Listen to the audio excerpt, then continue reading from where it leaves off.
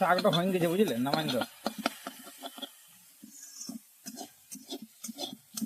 এটাতে বাদাম দিয়ে আছে, কাঁচা শুকনো লঙ্কা দিয়ে আছে, কাঁচা লঙ্কাও দিয়ে আছে, আর লবণ যাকে নুন বলে সেটাও দিয়ে আছে।